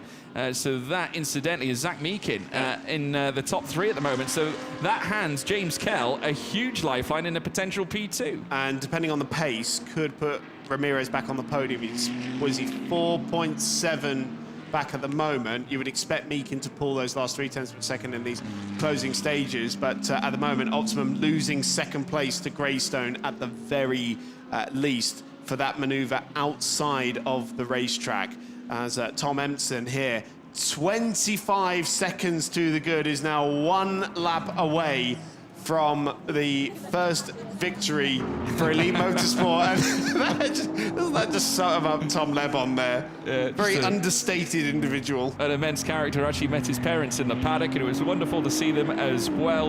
Obviously, they mentioned that Tom Lebon is a very reserved kind of guy, and I have to say, from what we've seen, he certainly is. And incidentally, he's actually pulling double duty this weekend, not only racing, but he's actually going to be doing a bit of commentary for one of the support series later on. Yeah, this weekend. In fact, at 5 o'clock this afternoon. Oh, I'll have to tune into that. So yeah, Tom Lebon not only driving, but also getting on the mic here this weekend at Hungaroring, but he'll have plenty to scream and shout about here at this rate, with Tom Empson now bringing home the big prizes after his meteoric opening stint to kick us off this weekend, after a splendid qualifying session that lifted Elite Motorsport to a first pole position here in the International GT Open, and now potentially following it up with a lights to flag victory for the Elite Motorsport team. Their first in GT3 racing, which they will, I'm sure, harness with grandeur. They'll be absolutely thrilled with this. They are very much still in this title battle, trying to lift as many points. They called it a learning year, did Tom Empson and Tom Lebon. They believe now moving away from junior single-seater into the GT4 European Series last year, making gradual baby steps in their next stage of their motorsport racing career. But as Tom Empson now exits out of turn 13, one more corner to come here in the 2025 visit to Hungaroring in race 1. They'll exit out of the final corner in the yellow Ferrari 296 GT3 as race winners for the first time this season. Magnificent display. Tom Leben celebrating with his teammates as well. A big clap for his colleague behind the wheel of the car after his fantastic first stint. Qualifying has led to this, and it's a first win, and Hash is off. My goodness, that's Hash in the car collection Porsche, an Oregon Team Lamborghini car, which is coming on very slowly as well. And my goodness me, it's been a rough day at the office for Hash. I think it was the 63, George Antoine Dokan. So that is, Alex Fontana and Antoine Dokan, who was 17th and 18th on the last lap there, making contact. And Beacon, I think, has done enough to hold back James Kell. He has, yeah. He put 5.4. Stunning last lap there, 44.5, 6/10 quicker than James Kell, and he's just by just under half a second been able to hang on to second place. This is the moment. So this is the moment. It's coming up against Dominic Baumann as well. Oh, 3 wide into turn 5 is never going to work. And Baumann, Fontana could do nothing about that. Baumann on the grass, touches Dokan, touches Fontana. I mean, that is battling right down to the wire in the Pro-Am category. But, Antoine didn't really leave much space there, did he? But then again, Baumann was coming back onto the track. He was very much under the grass, wasn't he, Baumann, I think, at that point. That's one for the stewards. That is, no, it doesn't really affect... And obviously, it wasn't Hash behind the wheel, it was obviously Alex Fontana taking over after the driver change period. So, I mean, that car collection Porsche has experienced quite a bit through the course of this race. Tom Empson, it's in the cool down lap. He's just taken a very wide line coming through turn 8. But what a momentous occasion for this young driver pairing, both taking part in the GT4 European Series last season. And of course, going to the championship was Tom Leben with Josh Rattigan on that occasion. Not quite the same for Tom Empson, but they both experienced together their time in GT4 racing and have now won their first race in the International GT Open. Let's take you through the results. Tom Leben and Tom Empson for Elite Motorsport Ferrari are your winners here in race 1 at Hungaroring. Mikey Porter, Zach Meakin in second, Dean McDonald and James Kell in third, with Marcelo Ramirez, Rolf Aaron in fourth. Simon Riker, Christopher Haase in fifth. Great drive from Haase to end his stint, with Levente Ravesh and Philip Ellis in sixth. Robin Rogalski, Leonardo Polcini in 7th, with Phil Barron and Bacci finishing as Pro-Am winners and in 8th place overall. Bennett and Mosca finishing in 9th. Muller and Meckler take P2 in Pro-Am and finish in 10th. Blanchimont and Pavarud in that 11th place P3 in Pro-Am. Visoyu and Cruton in 12th. Bartone Stolz in 13th. Neumann and Dunner in 14th, ahead of Jans and Walker in 15th. Valentin Pierberg, Dominic Baumann in 16th, ahead of Salicada and Milotta in 17th for ISR. Blondwell and Dorbecker in 18th. Dokan and Petrov in 19th, ahead of Zelga and Babini in 20th. We then move down. It is Zygo and Hesse in the BMW for Racing Trevor in 21st place, ahead of Forgione. Incidentally, Forgione taking the AM win with Michele Rugolo, who brought it home across the line, taking the checkered flag. Finishing ahead of Alexandra West and Mark Sampson, who have been stellar all season long. Lauren De Meus finishing in 24th, Alex Fontana in 25th. This is the reaction in Parc Ferme right now. Of course, celebrations in full swing at Elite, all smiles, and Tom Leben just having some final words with Tom Empson before they then take the podium. And we saw team boss Eddie Ives there as well on the left-hand side, who's just been so instrumental in getting this program off the ground and also convincing Ferrari to sell them a GT3 car. An awfully long waiting list for that car still. They've just announced the Evo package as well for next year, which is going to be quite in demand, I'd have thought. Yeah. So great last couple of laps there from Zach Meakin to bag their best finish in the championship, matching the race 2 result from Portimao. It's the second podium of the season for Mikey Porter and Zach Meakin, and really good result as well for Dean McDonald, James Kell. It was about time. Yeah, I mean, to be honest, they've had probably the hardest season any team has had to face. As we know, this will be a picture long remembered now for the two Toms. Fantastic result, first and foremost. And George, we were talking this morning about, this year has been the story of the young up and comers, right? Top 2 cars, all in their first year of GT3 racing. We had a GT4 this year. Tom Emson, Tom Leben, Zach Meakin and Mighty Porter, and they've just finished 1-2. Yeah, well, let's take you through the top three. Third place for James Kell and Dean McDonald. What a drive to lift themselves now into the top three after a tricky season so far. In second place, Mikey Porter and Zach Meakin recovering the time that they needed to maintain second place after the penalty. But our winners for the first time in the International GT Open, Elite Motorsport, Tom Emson and Tom Leben, and they are standing by with Alfredo Filipponi. And so it's done. We have the Toms winning their first race in GT Open. We start with you, Tom Leben. After pole position, first stint, it was quiet. Yeah, just had to control the gap really. Obviously I had Aaron behind me in the Mercedes, constantly putting pressure on, about 2 or 3 seconds back. But it was tough. I had to push the whole time. It definitely wasn't easy. But yeah, the car felt really good. Obviously the tyre fell away a little bit, but overall it was a really good stint, I feel. And for you, Tom Emson, a job well finished. Yeah, Tom gave it to me in a really good position, you know, a couple of seconds ahead. My radio disconnected on the outlap, so it was music. Yeah, a bit struggle, but we had to go old school and use the pit board to manage the gap. But yeah, it gave me the car in a really strong position to finish the race. Well done, guys. Very strong Saturday. Thank you.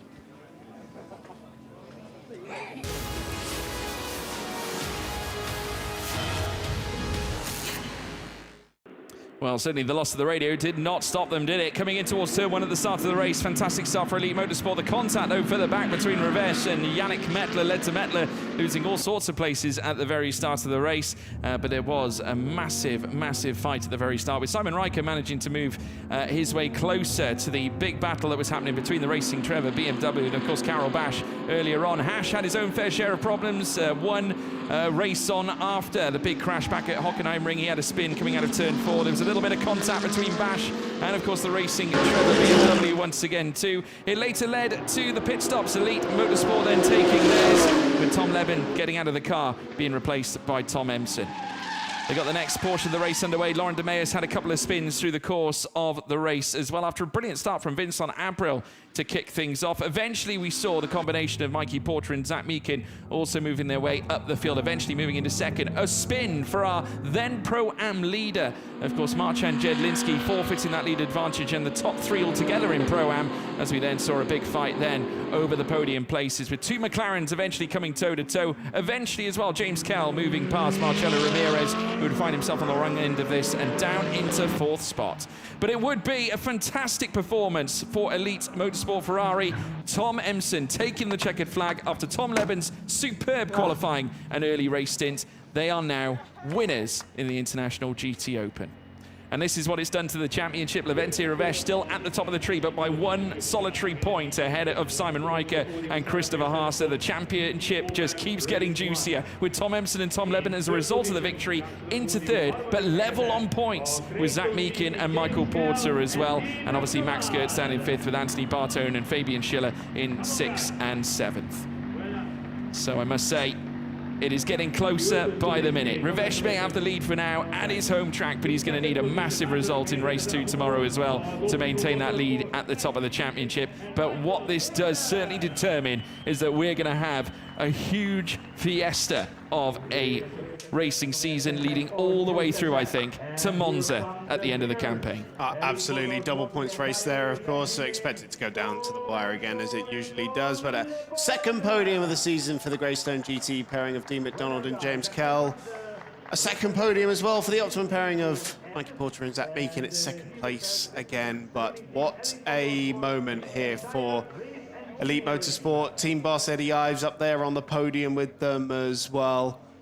Fantastic day for Elite Motorsport, their first ever GT3 victory. So here is the British National Anthem.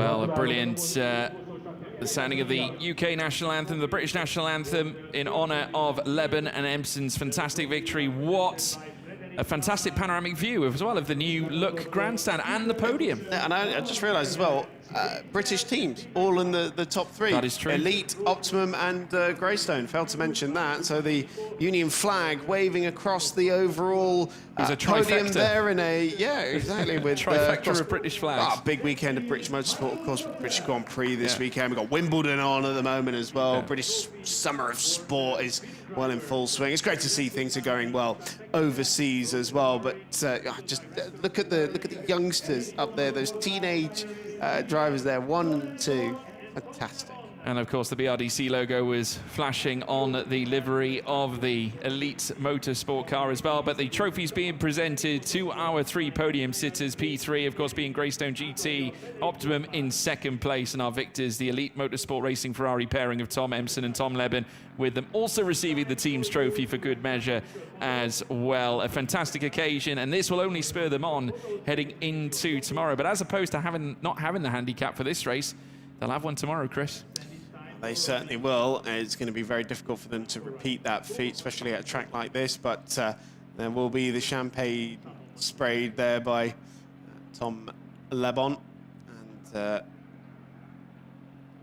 Zach Meakin and Michael Porter in there as well, which is very, very well deserved. And that's all British drivers as well. Yeah. Which is, that's remarkable. Astonishing. Absolutely dominant display there from the Brits out there. We'll move on to the Pro-Am podium, and it was deemed to be an unsafe rejoin by Dominic Baumann. He picked up a 10-second time penalty that dropped him down to 8th in class. So the championship leading car going into this race in Pro-Am only in 8th. But it's okay because Steve Jansen and Aaron Walker only finished 5th in that one. And of course, Alex Fontana never saw the checkered flag there, so he doesn't get any points either. But we now say welcome back, Baron. And this time as race winners in Pro-Am. Brilliant Absolutely. effort on part of them, with Eduardo Bacci taking it to the checkered flag. And obviously Phil Barron taking the seat. I mean, what a welcome return for this team. They must be absolutely thrilled, and no less. Phil Barron, of course, team boss at Barron Motorsport. And we welcome him back with open arms. And obviously second place is, of course, Dexter Muller and Yannick Mettler. Of course, if you've been staying up to date with the documentary series they're filming, I'm sure this will be a prime episode as we now see Michael Blanchimont Santilloc celebrated with Marcus Pavrud also lifting the 3rd place trophies. So 4th podium in the 5 races that the car barn pairing have contested so far this year. Their podium run this year has been astonishing. Eduardo Bacci winning on debut in this championship as well. And let's see, Michael Blanchimont and Marcus Pavrud. Now, I seem to have a memory of them being on the podium at the GT Open 500 at Monza when they debuted with Jim Pla and Michael Blanchimont. But that is the first podium of the season for Santilloc, and it will be a first one for Marcus Pavrud as well. Well, actually, of the season. I forgot he actually raced in this championship a few years ago, didn't he, in the Honda NSX. So not his first time on a GT Open podium, but certainly for this season for both Michael and Marcus there. So 3rd in Pro-Am. They're enjoying the champagne out there as well. What a return for Barron Motorsport, for Philip Barron as well, stepping up to Pro-Am, and a debut victory for Eduardo Bacci in class as well. Yeah, having to step up late to cover Masoud Jabirian, who was due to take the seat for this weekend. But I'm sure Phil Barron was delighted that he was part of this fantastic result for his own team. And they'll move, obviously, heading into tomorrow's race, I'm sure. Whether they'll be able to repeat the same feat, we'll have to wait and see and find out. But again, the handicap is going to be a prevalent factor. Next up, we will be moving across to the AM class. And, of course, it will be Michele Rugolo, who will be taking the top step. The veteran who, of course, we couple him up with the likes of Miguel Ramos and Andrea Montemini, is one of the most successful drivers in the International GT Open in itself over the years. And like I say, now representing in AM class, with Alexander West finishing in second along with Mark Sampson as well, a car that continues to impress in the AM class as well. And Christian Korzanowski and Stanislav Jedlinski will also feature third on the podium once more as well. They, of course, had a very busy race after being in amongst some of the race leaders. Yeah, Alfredo Hernandez, not sure we saw what happened to him, but further down the order, so that did promote Jedlinski and Korzanowski for back-to-back podium finishes after finishing third last time out in Hockenheim. Actually, sorry, second last time out in Hockenheim. But for Michele Rugolo and Gino Fulgioni, it is the third victory of the season. They have not finished off the podium all season long in that number 21 AF Corsa Ferrari. And they now match the win tally of Mark Sampson as well. Standing at 3. Himself alongside Miguel Ramos and Alexander West, because Westy was part of the winning lineup in Hockenheim. And I believe they now move to within 2 points of Mark Sanson in the lead of the AM Championship. And if you're wondering if they've not finished off the podium, one of those wins for Mark Sampson was the Spa 500, which was double points. Well, folks, that is all from race 2 here today. Do join us back again tomorrow morning for qualifying for race 2.